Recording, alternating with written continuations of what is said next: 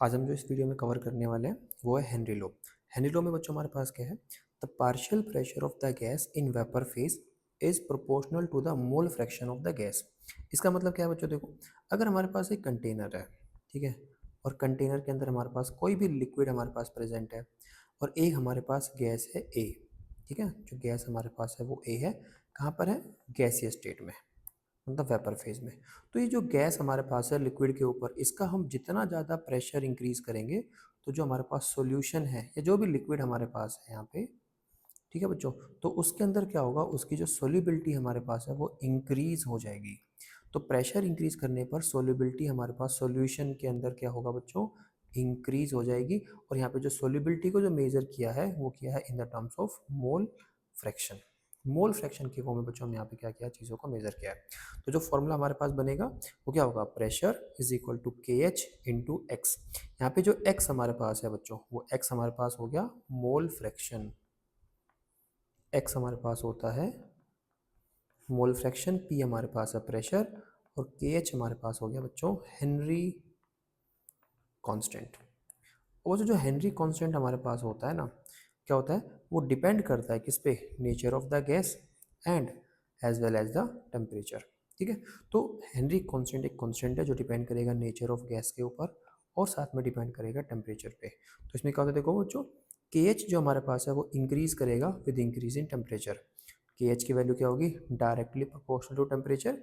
तो टेम्परेचर बढ़ाने पे के एच की वैल्यू इंक्रीज होती है और जो हमारी सोल्यूबिलिटी हमारे पास है बच्चों वो हमारे पास होती है डिक्रीज।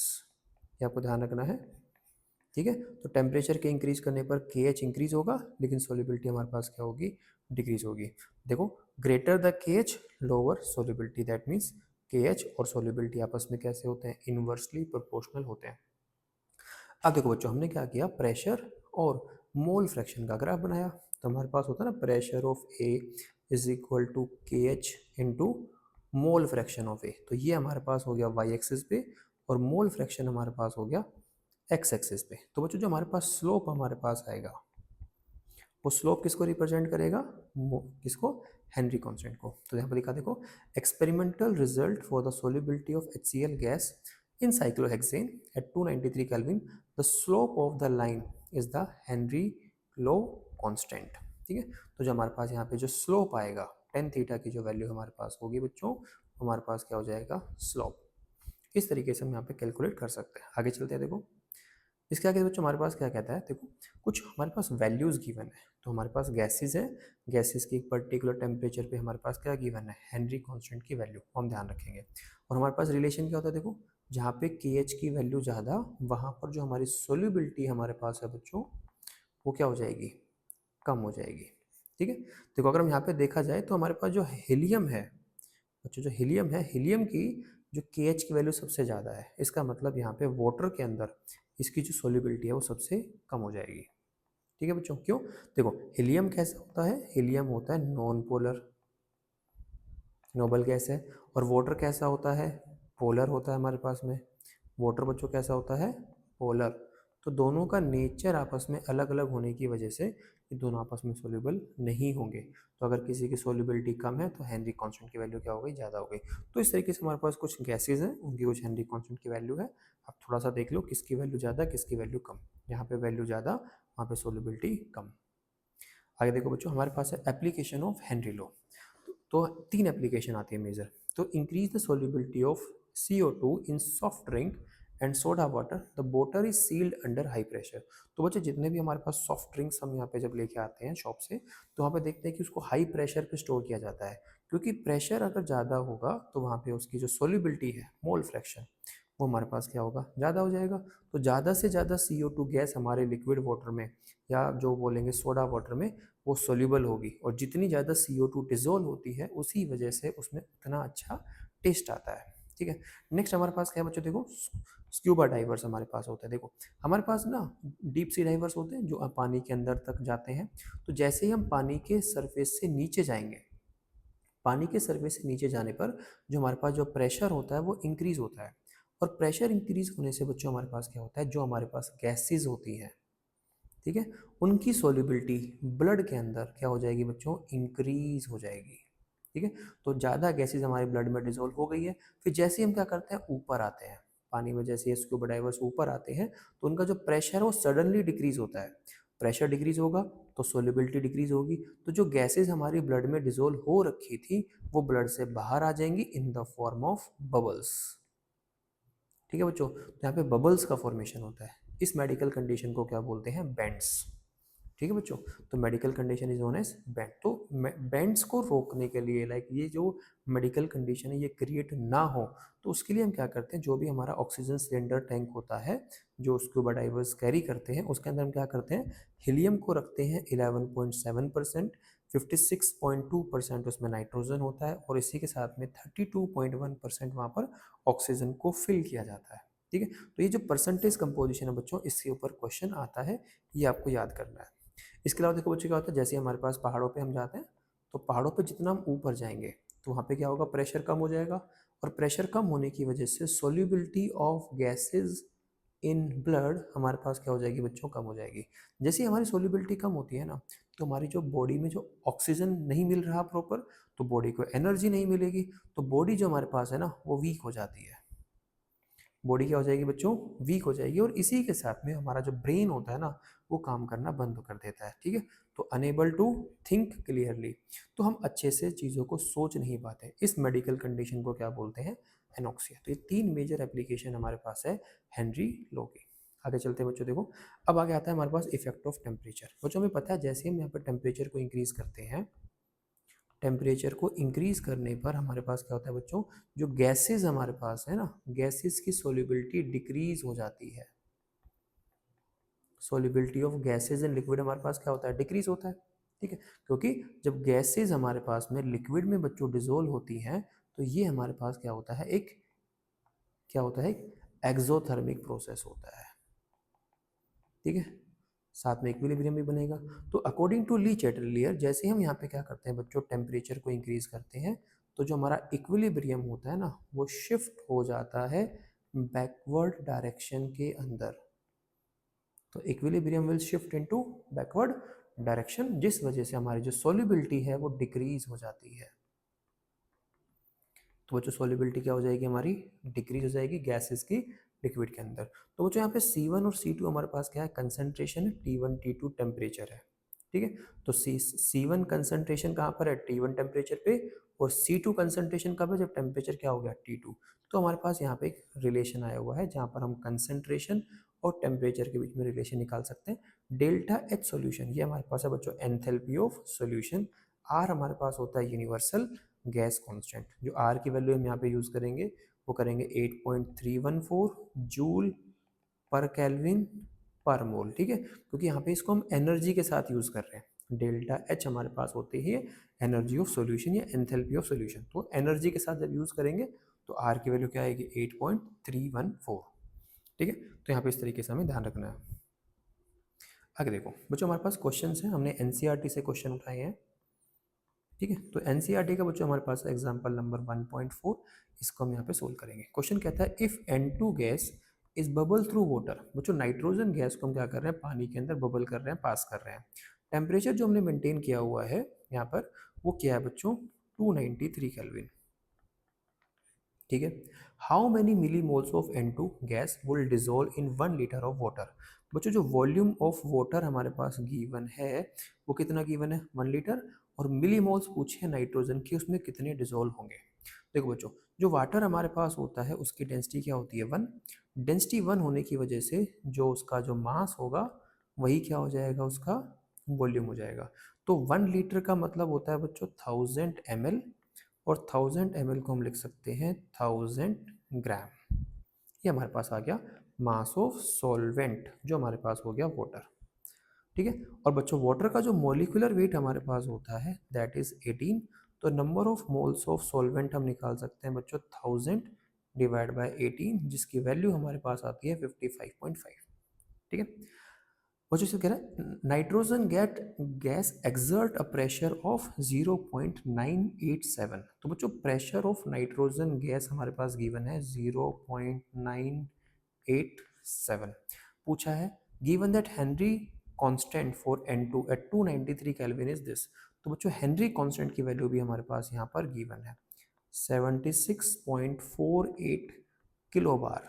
तो बच्चों उसको हम लिख सकते हैं 76.48 इंटू 10⁻³ बार। हमें निकालना है मिलीमोल्स ऑफ नाइट्रोजन। ठीक है, तो यहाँ पर हम हेनरी लॉ अप्लाई करेंगे। तो हेनरी लॉ क्या कहता है, pressure of nitrogen gas is equal to Henry constant into mole fraction of N2 gas. Value put कर देंगे बच्चों। प्रेशर ऑफ नाइट्रोजन गैस कितना हमारे पास है 0.987।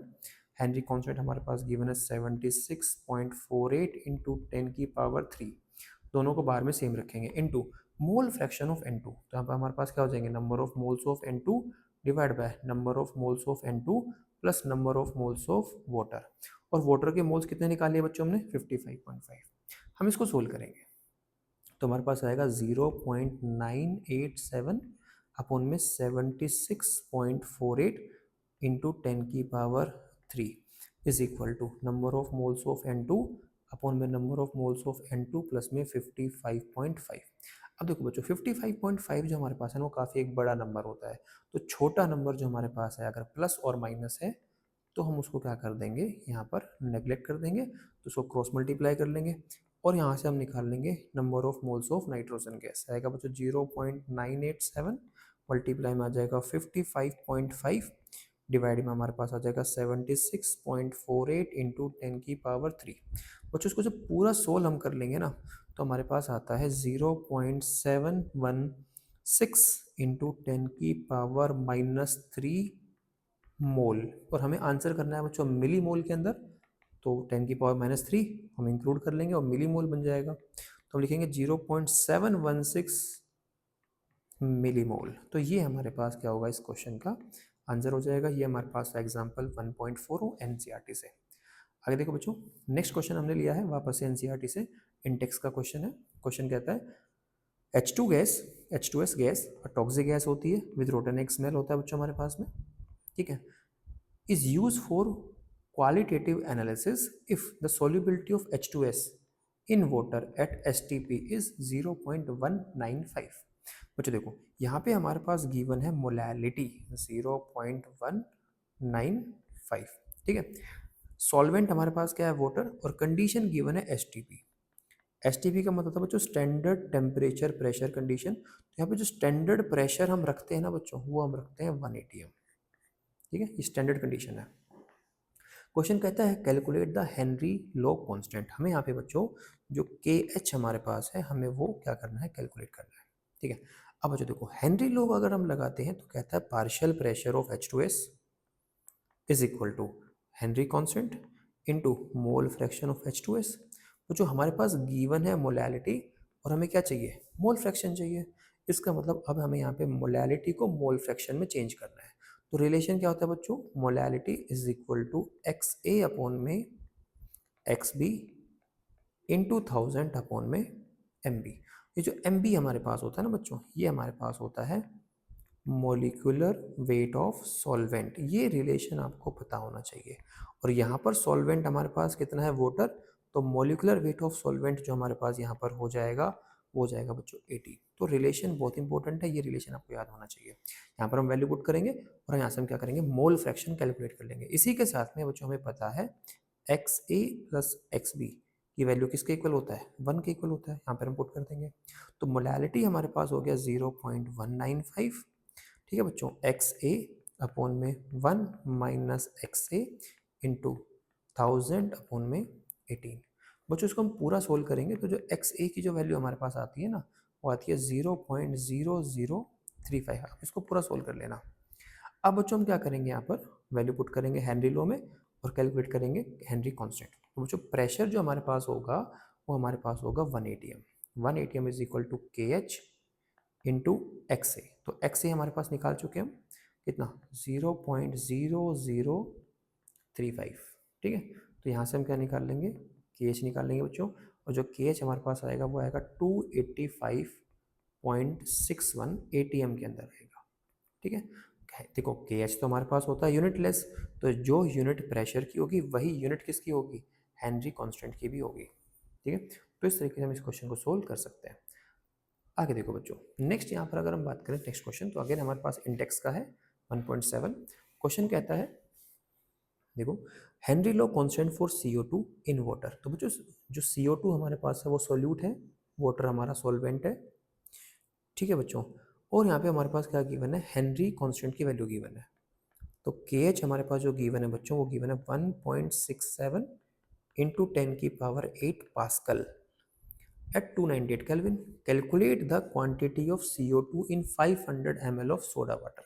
देखो बच्चों, volume of solution volume of water के इक्वल होगा, क्योंकि सॉल्यूट बहुत ही कम है, तो हम यहाँ पे इन दोनों को इक्वल मान सकते हैं।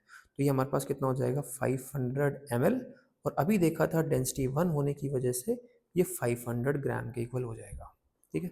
When packed under 2.5 atm CO2 pressure, तो जो प्रेशर ऑफ CO2 बच्चों हमारे पास गिवन है वो कितना गिवन है 2.5 atm। देखो बच्चों, ऊपर जो हेनरी कांस्टेंट है वो पास्कल में गिवन है, नीचे प्रेशर atm में गिवन है, तो हम दोनों में से किसी को भी एक दूसरे में कन्वर्ट कर लो।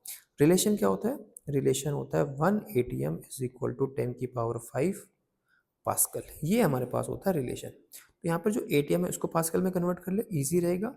तो 2.5 इंटू 10⁵ पास्कल, ठीक है। चलो, क्वांटिटी निकालनी है CO2 की, तो बच्चों यहाँ पे हम क्या करेंगे, हेनरी लॉ लगाएंगे।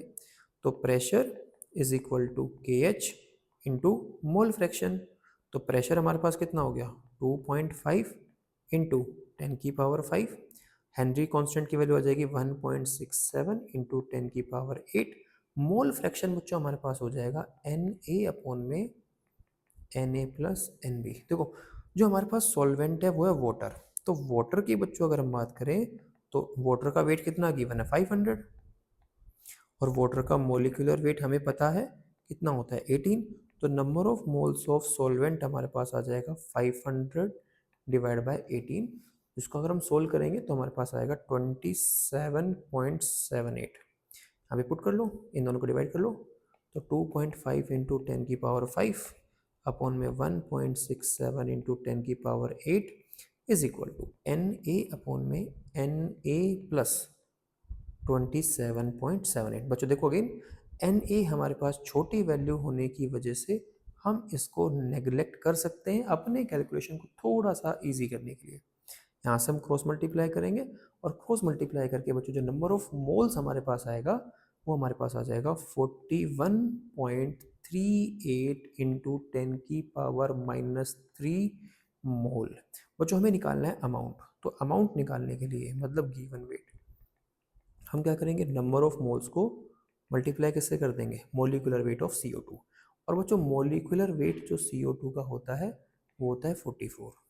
यहाँ पर हम क्या करेंगे 41.38 इंटू 10⁻³ मल्टीप्लाई किससे कर देंगे 44 से, तो हमारे पास आएगा 1.821 ग्राम, मतलब इतना ग्राम CO2 प्रेजेंट होगा इस पर्टिकुलर कंडीशन के अंदर।